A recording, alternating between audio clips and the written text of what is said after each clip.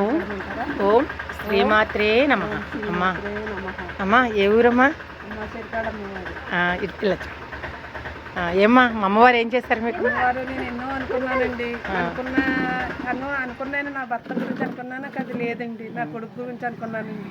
ఎన్నో అబద్ధాలు కూడా దాటిచ్చిందండి. అలా నీళ్ళు వచ్చాను. వద్దమ్మా, బాధపడకండి అమ్మా. అమ్మమ్మ నీకు మేలు చేసిందమ్మా.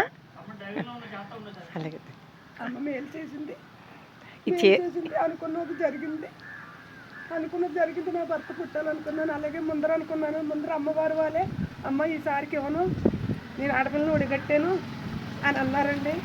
ఆవిడ అన్నా సరే నేను ఆవిడని ప్రార్థించుకుంటే మానలేదు. తర్వాత నీళ్ళు పోసుకున్నదండి. వెంటనే నీళ్ళు పోసుకుంటే ఎన్ని దేవుళ్ళకి మొక్కానంటే ముందర నా తల్లి నేను మొక్కుకున్నాను.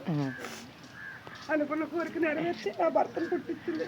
అలాగే పుట్టాడు. అలాగే మా ఆయనే పుట్టేశారు అమ్మ.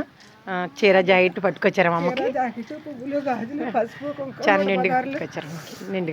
ఇచ్చి ఆవిడకి దండం పెట్టుకోవాలనుకున్నానంటే నా అనుకున్న కోరిక నెరవేర్చింది. అలాగే నేను ఆవిడకి మొక్కు చెల్లిస్తున్నాను. అలాగే ఫస్ట్ ఆవిడకి మొక్కు చెల్లించి ఉన్న మొక్కు చెల్లిస్తారని గుడికి వెళ్దారనుకున్నానండి. వెంకన్న బాబు ఆడపిల్ల వెళ్దారనుకున్నాను. 7 వారాలు మా పుట్టిన కానించి అనుకుంటే నెరవేర్చలేదండి. ఇంకా ఇవిడికి పెట్టే కానీ నాకు నెరవేర్చేమో అని ముందర అమ్మకు చెల్లించాక గుడికి వెళ్దామని, ఆడపిల్ల వెళ్దామని అనుకున్నాను. సంతోషం.